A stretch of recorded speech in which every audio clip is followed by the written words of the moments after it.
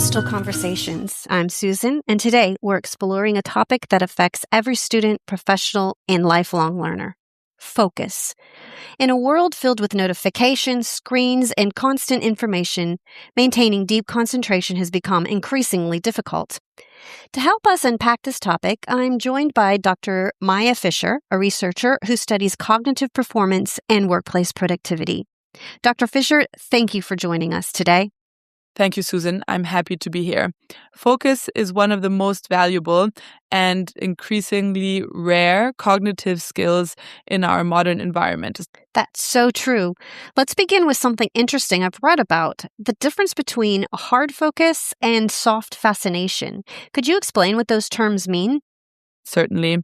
Hard focus refers to intense, deliberate concentration on a specific task. You might imagine it like a narrow spotlight in your mind.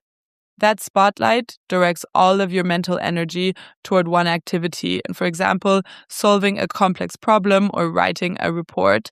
Soft fascination, on the other hand, involves gentle attention that doesn't require effort. This often happens when we're walking in nature, listening to calming music, or observing something visually interesting.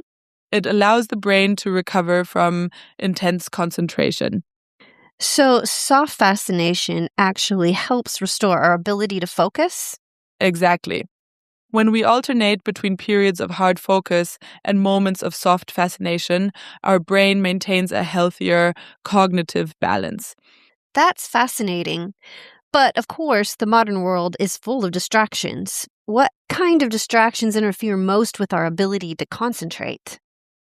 Distractions generally fall into two categories: external distractions and internal distractions.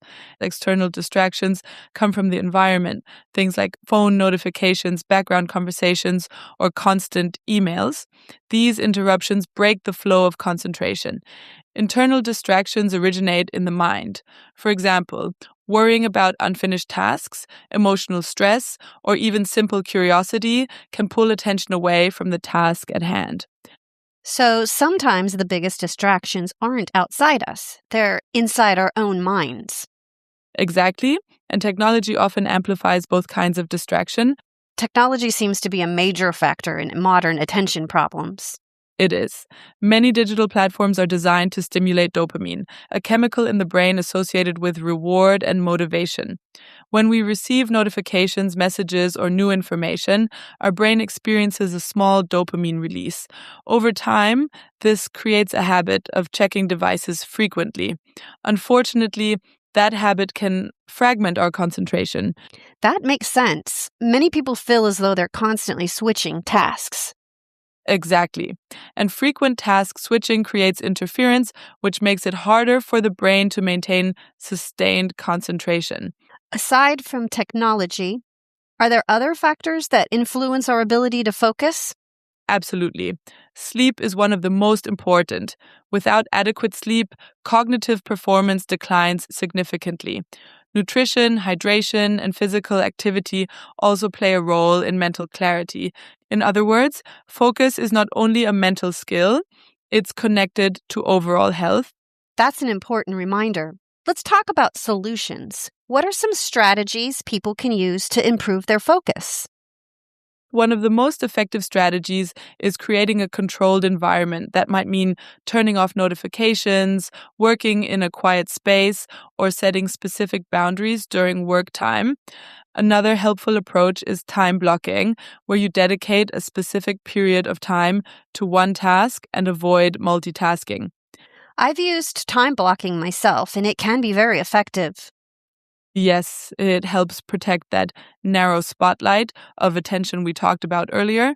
Structured breaks are also essential. Working for long periods without rest actually reduces productivity. Short breaks allow the brain to reset. So instead of trying to push through fatigue, we should step away briefly. Exactly.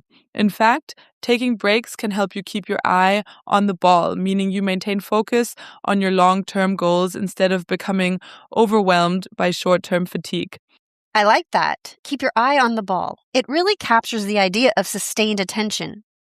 Yes, and maintaining focus ultimately comes down to awareness. When we understand what disrupts our concentration, we can design environments and habits that support deeper work. That's such a valuable perspective. In a world full of distractions, protecting our attention may be one of the most important skills we can develop. Dr. Fisher, thank you so much for sharing your insights with us today. Thank you, Susan. It was a pleasure. And thank you to our listeners for joining us for this episode of Coastal Conversations.